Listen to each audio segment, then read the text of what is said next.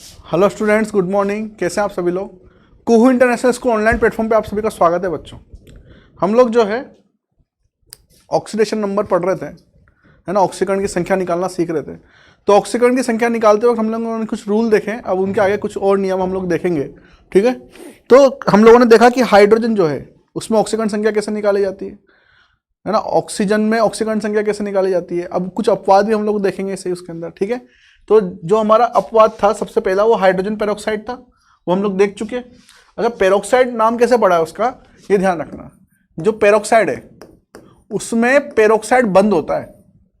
जो hydrogen peroxide था उसके अंदर पेरोक्साइड बंद था, है ना। पेरोक्साइड बंद, ये ध्यान रखना। जो पेरोक्साइड है उसका साइन हम लोगों ने लिखा O2 2-, ठीक है। तो जो पेरोक्साइड बंद होता है वो कुछ इस टाइप का होता है बेटा, O से O माइनस माइनस, इस तरीके से। इसको बोलते हैं हम लोग पेरोक्साइड बंद। क्लियर, क्या बोलते हैं, पेरोक्साइड बंद। ओके, दो ऑक्सीजन परमाणु आपस में जुड़े रहते हैं, या माइनस साइन या माइनस साइन, इसको बोलते हैं पेरोक्साइड बंद। जिसके अंदर भी पेरोक्साइड बंद होगा, ठीक है, उसके लिए पेरोक्साइड लग जाएगा। ओके, और हर जगह पे वहां पे ऑक्सीजन की जो ऑक्सीकरण संख्या होगी वो -1 होगी। क्लियर, पेरोक्साइड बंद में ऑक्सीजन की ऑक्सीकरण संख्या कितनी होगी, -1 होगी। क्लियर, आगे चलते हैं। अब हम लोगों ने कहा था कि एक और अपवाद हम लोग देखेंगे ऑक्सीजन में, ओजोनाइड। ओजोनाइड, ठीक है। क्या होता है ये होता है O3-। ओजोनाइड होता है O3-, ठीक है। जैसे उदाहरण लिया मैंने, उदाहरण लिया KO3,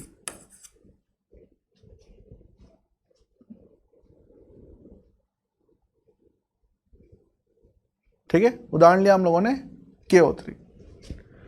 तो KO3 में ध्यान से देखो, अगर मैं ऑक्सीजन की यहां पर ऑक्सीकरण संख्या निकालूं तो जिसकी ऑक्सीकरण संख्या निकालते हैं उसको क्या मान लेते हैं, X। कल बताया था मैंने, X मान लिया। अब यहां पे कितने ऑक्सीजन है, 3, तो उसको क्या बोलेंगे, 3X। पोटेशियम हमें पता है, पोटेशियम जो है उसके ऊपर +1 आवेश होता है, तो +1। ये पूरा अणु जो है उदासीन है तो इक्वल टू 0।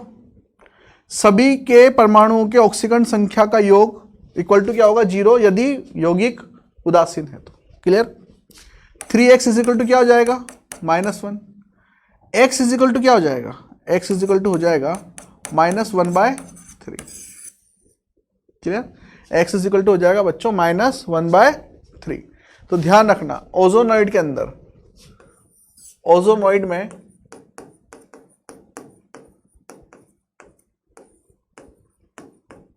ऑक्सीजन की ऑक्सीकरण संख्या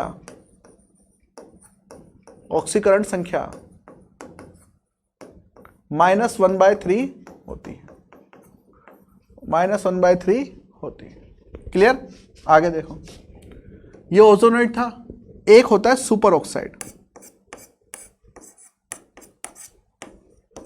सुपर ऑक्साइड। सुपर ऑक्साइड होता है बच्चों O2-। ये होता है आपके पास में सुपर ऑक्साइड, ठीक है।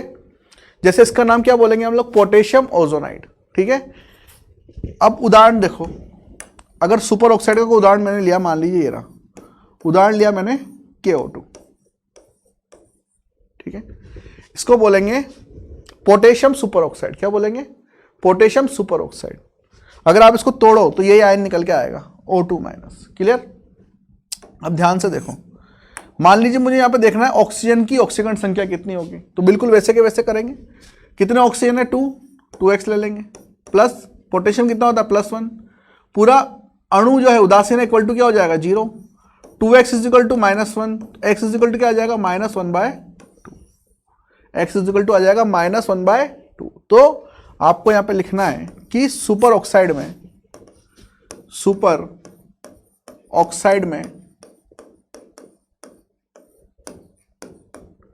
ऑक्सीजन की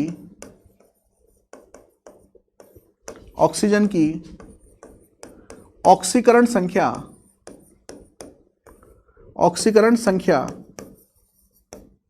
-1/2 होती है। -1/2 होती है। क्लियर, समझ में आया आपको? यह है सुपर ऑक्साइड। अब एक ऑक्सीजन वाले पॉइंट में ही जो हमारा सेकंड पॉइंट चल रहा है ना, उसी में ही एक नोट लगाना है और नोट लगा के लिखना है OF2 और O2F2। ठीक है, OF2 को बोलते हैं ऑक्सीजन डाइफ्लोराइड, ऑक्सीजन डाइफ्लोराइड। ठीक है, अब हमें यह पता होना चाहिए कि जो फ्लोरीन है, फ्लोरीन क्या होता है बच्चों, पूरी की पूरी आवर्त सारणी में सबसे ज्यादा विद्युत ऋणी होता है। क्या होता है? सबसे ज्यादा विद्युत ऋणी होता है। मतलब उसके ऊपर जो माइनस का आवेश होता है वो सबसे ज्यादा होता है। मतलब उसके अंदर जो इलेक्ट्रॉन खींचने की जो क्षमता है वो सबसे ज्यादा होती है। ठीक है, विद्युत ऋणता का मान सबसे ज्यादा होता है, मतलब इलेक्ट्रॉन खींचने की क्षमता सबसे ज्यादा होती है। जो माइनस आवेश है सबसे ज्यादा स्टेबल है उसके ऊपर। तो ध्यान रखना, फ्लोरीन अगर माइनस में है तो ऑक्सीजन किस में होगा, तो आप चेक कर सकते हो। जिसका लेना है उसको क्या मान लो आप, x। ठीक है, फ्लोरीन का क्या होगा, -1, और ये पूरा अणु जो है उदासीन है, =0। तो x इजिकल टू कितना आ गया यहां पर, x इजिकल टू आपके पास में आ जाएगा +2। ठीक है, तो ऑक्सीजन डाइफ्लोराइड में, ऑक्सीजन डाइफ्लोराइड में ऑक्सीजन की संयोजकता कितनी, सॉरी ऑक्सीकरण संख्या कितनी होती है, +2। ये गांठ मान लेना, नीट में डायरेक्ट क्वेश्चन आ चुका है एक बार। ठीक है, उसमें लिखा था निम्न में से किस यौगिक में या किस स्पीसीज में ऑक्सीजन की ऑक्सीकरण संख्या धनात्मक होगी। तो इकलौता था वहां पर कौन, OF2, जिसकी ऑक्सीकरण संख्या क्या है, धनात्मक है। क्लियर, अब ध्यान रखो, O2F2 में भी इसलिए कर सकते हैं हम लोग। O2F2 का नाम क्या है, O2F2 का नाम है डाई ऑक्सीजन डाइफ्लोराइड। ठीक है, इसमें अगर आप चेक करो तो कैसे चेक करोगे, 2x + 2 × -1। ठीक है, तो x इजिकल टू आ जाएगा +1। ये +1 क्यों आया बताओ, क्योंकि यहाँ पे ऑक्सीजन 2 है, यहाँ पे ऑक्सीजन 1 था तो +2, 2 ऑक्सीजन है तो सब में बट गया, कद्दू कटा सब में बटा, +1। क्लियर, तो ये दो ऐसे अणु हैं जिनमें ऑक्सीजन की ऑक्सीकरण संख्या क्या है, धनात्मक है, या तो OF2 या तो O2F2। क्लियर, लेकिन ज्यादा स्टेबल कौन है, OF2। इसके पीछे कारण क्या है या हम लोग पढ़ेंगे बाद में जाके, जब पी ब्लॉक पढ़ोगे आप। क्लियर, और पी ब्लॉक पढ़ोगे अगले साल, ऑक्सीजन और फ्लोरीन वाला ग्रुप। ठीक है, तो ये ध्यान रखना है कि OF2 में ये जो अणु है इसके अंदर ऑक्सीजन की ऑक्सीकरण संख्या धनात्मक है। अब अगर आप ऑक्सीजन की रेंज निकालो ना बेटा, ऑक्सीजन की रेंज कहां से कहां हो गई, ऑक्सीजन की, नोट लगा लेना ये भी, ऑक्सीजन की ऑक्सीकरण संख्या की सीमा कहां से कहां होगी। देखो सबसे फर्स्ट हम लोगों ने देखा क्या, -2। क्लियर, तो -2 सामान्यता से +2, ये हो गए बच्चों। अब बीच में +1 भी आ जाएगा, बीच में -1/3 भी आ जाएगा, बीच में -1/2 भी आ जाएगा, जो हम लोगों ने देखा, बीच में -1 भी आ जाएगा। इसका मतलब सीमा कहां से कहां हो गई, -2 से +2। ना तो ऑक्सीजन अब +2 के इधर जा सकता है, मतलब +2 से +3 नहीं होगा, ना ही ऑक्सीजन जो है -2 से -3 की तरफ जा सकता है। क्लियर, इसी के बीच में ऑक्सीकरण संख्या रहेगी ऑक्सीजन की, -2 से +2, -2 इटसेल्फ वो भी रहेगा, +2 भी रहेगा, मतलब ये इंक्लूड है। क्लियर, होता है ना मैथ्स में आपके। क्लियर, वैसे ये इंक्लूड है अंदर, है ना। चलिए, तो ये थी हमारी ऑक्सीजन की कहानी। ओके, अब थर्ड पॉइंट लिखेंगे हम लोग। थर्ड पॉइंट देखो, ऑक्सीकरण संख्या में थर्ड पॉइंट, फर्स्ट ए समूह। ठीक है, फर्स्ट ए समूह होता है क्षारीय धातु। जो क्षारीय धातु होती है, कौन कौन सी होती है क्षारीय धातु, क्षारीय धातु होती है lithium, sodium, potassium, rubidium, caesium, ये सब जो हैं इनके लिए इनकी ऑक्सीकरण संख्या हमेशा +1 होती है। ठीक है, इनकी ऑक्सीकरण संख्या कितनी होती है? +1, मतलब इनकी जो संयोजकता होती है ना, वो इनकी ऑक्सीकरण संख्या होती है। ठीक है, ध्यान रख लेना। सेकंड ए समूह, सेकंड ए समूह क्षारीय मृदा धातु, क्षारीय मृदा धातु कौन कौन सी होती है? बेरिलियम, मैग्नीशियम, कैल्शियम, स्ट्रोंसियम और बेरियम। ठीक है, इन सब की ऑक्सीकरण संख्या है ना, ऑक्सीकरण संख्या, ऑक्सीडेशन नंबर, ये हमेशा +2 होता है। हमेशा क्या होता है? +2, ये ध्यान रखना। क्लियर? चलिए आगे चलते हैं। 4th पॉइंट, हेलोजन समूह। हेलोजन समूह, हेलोजन समूह कौन सा होता है? मैं आपको पहले ही बात कर चुका हूं। हेलोजन समूह होता है फ्लोरीन, क्लोरीन, ब्रोमीन और आयोडीन। क्लियर? इसमें हेलोजन समूह में जो फ्लोरीन है, फ्लोरीन की ऑक्सीकरण संख्या, ये बहुत इंपॉर्टेंट है। अभी जस्ट मैंने बात की थी फ्लोरीन की ऑक्सीकरण संख्या हमेशा -1 होती है, कुछ और नहीं होगी, सिर्फ क्या होगी? -1। मैं आपको बोल चुका हूं, पूरी आवर्त सारणी में सबसे ज्यादा विद्युत ऋणता अगर किसी के पास है तो फ्लोरीन के पास है। उसमें सबसे ज्यादा क्षमता है किसी के भी इलेक्ट्रॉन को खींचने की, और अगर सबसे ज्यादा क्षमता है तो अपनी क्षमता के अनुसार ही काम करेगा ना वो, तो हमेशा उसकी क्या होती है? -1 ऑक्सीकरण संख्या होती है। क्लियर? लेकिन हेलोजन के जो दूसरे ग्रुप हैं, जैसे क्लोरीन, ब्रोमीन, आयोडीन, इनकी एक सीमा होती है। ठीक है, तो क्लोरीन, ब्रोमीन, आयोडीन की सामान्यता, यहां पे क्या लिख रहा हूं मैं? सामान्यता, मतलब कुछ और भी हो सकती है, -1 होती है। ठीक है, एक रेंज भी हो सकती है। यहां पे रेंज निकालना मैं आपको बाद में सिखाऊंगा, मतलब सीमा निकालना जो है वो बाद में सिखाऊंगा। ठीक है, चलिए अब ध्यान रखना, ये -1 से +7 तक जा सकते हैं, ये ध्यान रख लेना आप, है ना, ये सीमा होती है इनकी जनरल। क्लियर? अब इसके अंदर एक एग्जांपल ध्यान रखना, कौन सा? HOCl। ठीक है, हाइपोक्लोराइड अम्ल बोलते हैं इसको। इसको अगर ध्यान से देखो आप, तो OH जो है ये माइनस में होता है। अगर इसके आयन देखो ना आप, तो OH जो है वो क्या होगा? माइनस में, मतलब ये वाला जो है ये माइनस में होगा। तो अगर ये माइनस में है तो क्लोरीन किस में हो जाएगा बच्चों? प्लस में हो जाएगा। तो जो HOCl है, इसके अंदर क्लोरीन की ऑक्सीकरण संख्या ये होती है +1। ये ध्यान रखना, इंपॉर्टेंट है, ये आ चुका है एक बार। क्लियर? क्लोरीन की ऑक्सीकरण संख्या कितनी होती है? +1। ओके, ये था हेलोजन समूह। अगला देखो, अगला पॉइंट क्या है? अगला पॉइंट यह है कि ऑक्सीकरण संख्या धनात्मक, ऋणात्मक, भिन्न रूप में हो सकती है।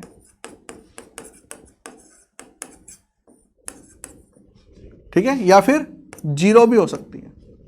ऑक्सीकरण संख्या 0, प्लस, माइनस, भिन्न रूप में किसी में भी हो सकती है। जैसे उदाहरण स्वरूप मैं यहां पे लिखूं, देखो उदाहरण लिख रहा हूं मैं N2। ठीक है, एक उदाहरण लिखा मैंने N2, दूसरा उदाहरण मैं लिख रहा हूं यहां पे NH3। ठीक है, तीसरा उदाहरण लिख रहा हूं मैं N3H। क्लियर? अब ध्यान से देखो, इन सब में मुझे निकालनी है किसकी? नाइट्रोजन की। नाइट्रोजन की ऑक्सीकरण संख्या निकाली। इन सब में किसकी निकालनी है मुझे? नाइट्रोजन की ऑक्सीकरण संख्या। कैसे निकालेंगे? तो हमें पता है कि ये कौन सी अवस्था है नाइट्रोजन की? मानक अवस्था, मुक्त अवस्था, इसमें कितनी होगी ऑक्सीकरण संख्या? 0। इसमें कितनी होगी? 0। इसकी निकालो, जिसकी निकालनी है उसको x प्लस 3 इंटू, अब ये माइनस में होती है भाई, नाइट्रोजन क्या है? अधातु है ना, वो माइनस में होते हैं, ये तो हमें पता है, आइडिया है। तो ये प्लस में होगा, तो हाइड्रोजन कितना देगा? 3 प्लस, ये अणु 0 रहेगा, x इजिकल टू कितना हो जाएगा? -3। x इजिकल टू कितना हो जाएगा? -3। तो इसका मतलब यहाँ पे ऑक्सीकरण संख्या कितनी आ गई? -3। ठीक है, ये 0, ये माइनस। यहाँ पर देखो N3H में ये नाइट्रोजन का निकालना, कितने नाइट्रोजन है? 3x। ठीक है, कितने नाइट्रोजन है? 3 है, तो 3x कर दिया, प्लस हाइड्रोजन का कितना होता है? +1 इक्वल टू 0। तो x इजिकल टू कितना हो जाएगा? -1/3। x इजिकल टू कितना हो जाएगा? -1/3। ये भिन्न रूप देख लो, ठीक है, ये माइनस, वो भिन्न, ये 0 है ना। अब एक और एग्जांपल देखो, एक और एग्जांपल ले रहे हैं हम लोग, NO3-, इसमें नाइट्रोजन निकालना है, निकाल लोगे, तो जिसका निकालना उसको क्या मान लोगे? x प्लस 3, ऑक्सीजन का कितना होता है सामान्यतः? -2, और ये क्या है? एक आयन है, आयन में जो आवेश होता है उसी के इक्वल, उसी के बराबर सभी परमाणुओं के ऑक्सीकरण संख्या का योग होता है, तो कितना आएगा? -1। x इजिकल टू -1, ये उधर जाएंगे कितने? -5, उधर जाएंगे तो +5, सॉरी +6 है ना, 3 × 2 6, माइनस में रहेंगे तो उधर जाएंगे तो प्लस में हो जाएंगे, तो यहाँ पे कितना आएगा? +5। तो x इजिकल टू कितना आ गया? +5। तो देखो ऑक्सीकरण संख्या 0 भी है, ऑक्सीकरण संख्या प्लस भी है, ऑक्सीकरण संख्या माइनस भी है, ऑक्सीकरण संख्या भिन्न भी है।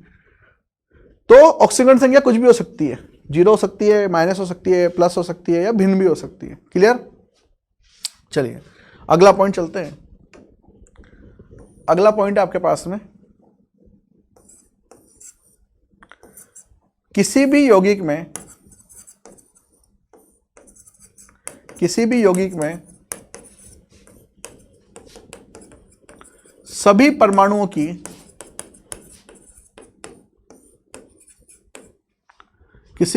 सभी परमाणुओं की ऑक्सीकरण संख्या का योग 0 होगा। ठीक है, का योग 0 के बराबर होगा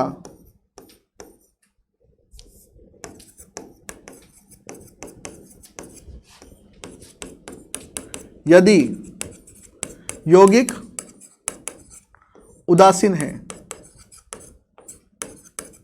एवं यौगिक आयन रूप में होने पर ऑक्सीकरण संख्या का योग आयन पर उपस्थित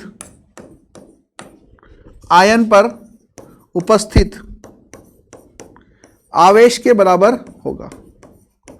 आयन पर उपस्थित आवेश के बराबर होगा।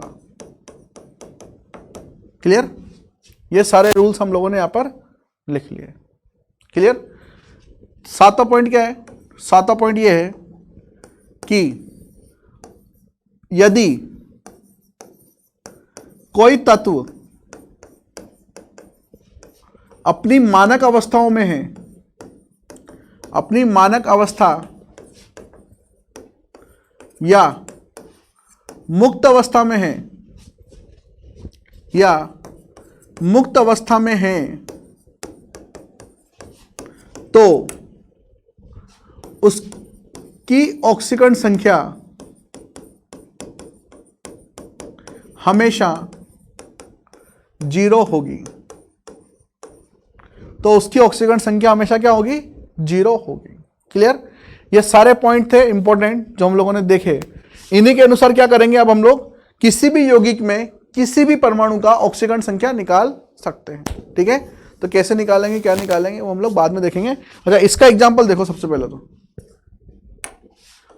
ये मुक्त अवस्था का मतलब क्या है, जैसे ये मानक अवस्था का मतलब क्या है, जैसे मैंने बोला N2, O2, F2, Cl2, Br2, I2, ठीक है, ये सब क्या है, इनकी मानक अवस्था है। P4, S8, ये सब इनकी क्या है, मानक अवस्था में। और नाइट्रोजन हमेशा N2 में पाया जाता है, ऑक्सीजन हमेशा O2 में, फ्लोरीन हमेशा F2 में, क्लोरीन हमेशा Cl2 में, ब्रोमीन हमेशा Br2 में, आयोडीन हमेशा I2 में, फॉस्फोरस P4 में, सल्फर S8 में, हाइड्रोजन H2 में। ये सब क्या है, इनकी मानक अवस्था, स्टैंडर्ड कंडीशन, ठीक है, या फिर मुक्त अवस्था, फ्री स्टेट। इनमें इनकी क्या होगी, ऑक्सीकरण संख्या हमेशा 0।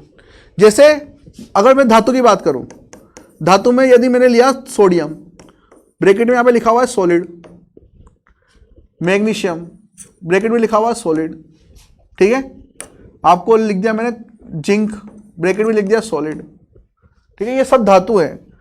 तो ये अगर इस तरीके से मुक्त अवस्था में लिखी हुई है तो ये यही इनकी मानक अवस्था होंगी, और इनके लिए भी ऑक्सीकरण संख्या क्या होंगी, 0 होंगी।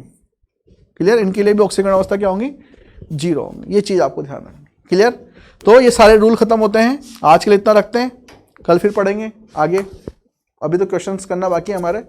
क्लियर, फिर ऑक्सीकरण और अपचन देखना बाकी है इनके थ्रू। तो इतना रखिए आप आज के लिए, कल फिर मिलते हैं। Thank you very much.